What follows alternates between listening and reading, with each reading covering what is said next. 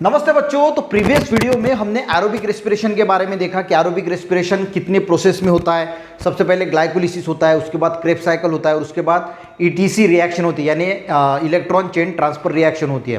तो वो वीडियो पहले देख लेना, ठीक है। वो अगर आपने अच्छी तरीके से देख लिया तो ये जो फ्लो चार्ट है वो भी आपको अच्छी तरीके से समझ में आएगा। देखिए फ्लो चार्ट में क्या है, the process of energy production through the aerobic respiration, यानी ये जो फ्लो चार्ट है वो किसका है, प्रोसेस ऑफ एनर्जी प्रोडक्शन, यानी एनर्जी प्रोडक्शन का है थ्रू एरोबिक रेस्पिरेशन। तो ये एरोबिक रेस्पिरेशन का है of carbohydrate, protein and fats. देखिए ठीक है।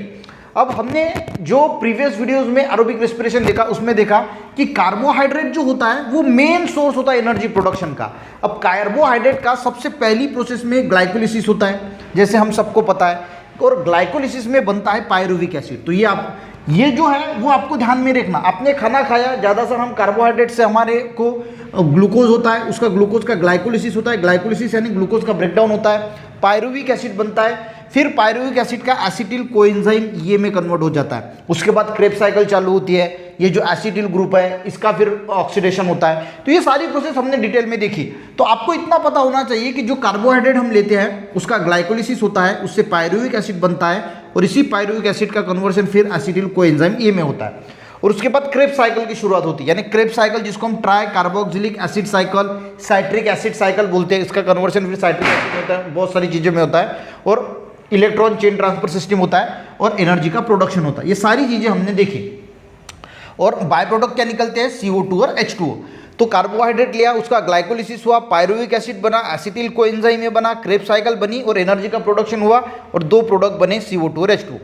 ये तो हमने खाना खाया उस वक्त हुआ। पर जब हम भूखे रहते हैं, खाना खाने को नहीं मिलता, तो क्या हम एकदम से ऐसे गिर थोड़ी जाते, एनर्जी तो रहती है। तो ये एनर्जी कहाँ से आती है, तो बॉडी में जो प्रोटीन होता है स्टोर वाला, जो लिपिड्स होता है, ठीक है, लिपिड्स यानी जो फैट्स वगैरह होता है, उसको फिर बॉडी जो है वो यूज करती है। देखो बॉडी, अगर हम खाना नहीं खाते, लोग फास्टिंग करते हैं ना, उपवास करते हैं, उस वक्त हमारे बॉडी में कुछ नहीं होता। फास्टिंग का बहुत फायदा है। एक बात बताता हूँ मैं आपको, जो कैंसर वगैरह है, तो एक रिसर्च हुई उसमें भी ये बताया गया कि अगर हम फास्टिंग करते हैं तो कैंसर के सेल को ज़्यादा एनर्जी की ज़रूरत होती है, यानी बहुत ज़्यादा एनर्जी की, जो नॉर्मल सेल है उससे डबल एनर्जी की ज़रूरत कैंसर के सेल को होती है। और जब हम फास्टिंग करते हैं, फास्टिंग का मीनिंग क्या होता है, कुछ भी नहीं खाना।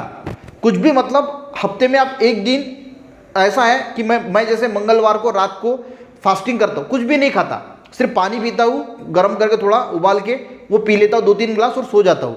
उससे होता क्या है, उस फास्टिंग से जो कैंसर के सेल अगर है किसी के बॉडी में डेवलप हो रहा है कैंसर या फिर शुरुआती दौर है, तो उसको पर्याप्त मात्रा में एनर्जी नहीं मिल पा रही है। जैसे हम कार्बोहाइड्रेट लेंगे तो ज़्यादा एनर्जी डेवलप होगी, तो कैंसर के सेल को सारा एनर्जी मिल जाएगा।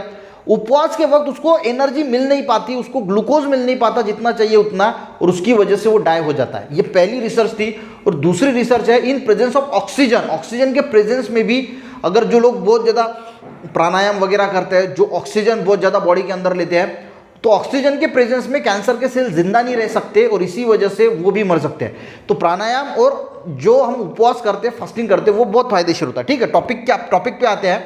जब हम फास्टिंग वगैरह करते हैं, उपवास करते हैं, खाना खाने को नहीं मिलता, तो उस वक्त क्या होता है, जो प्रोटीन हमारे बॉडी में स्टोर है या फिर जो लिपिड है, फैट है, तो लिपिड का कन्वर्शन फैटी एसिड में होता है और यहाँ पे प्रोटीन का कन्वर्शन अमीनो एसिड में हो जाता है बॉडी में अपने आप, जब हम खाना नहीं खाते।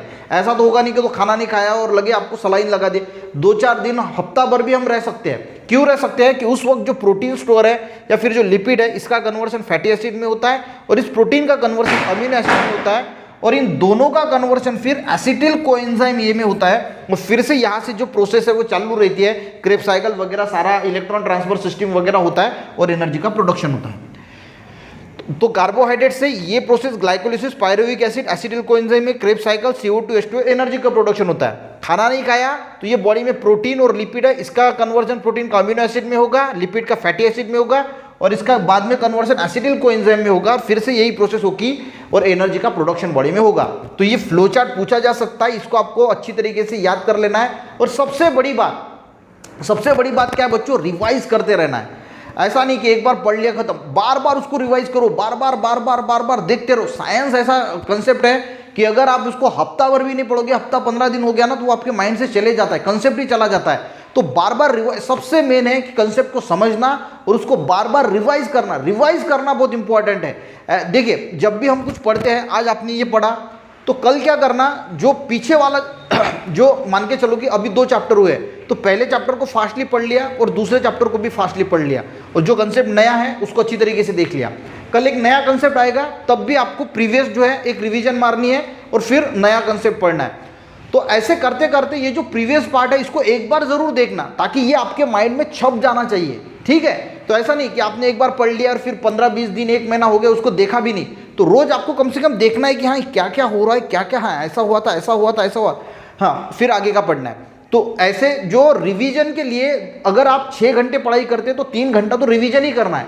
रिवीजन के यानी बगैर आप कुछ नहीं कर पाओगे, तो रिवीजन पे ज़्यादा फोकस करना है जो पीछे है।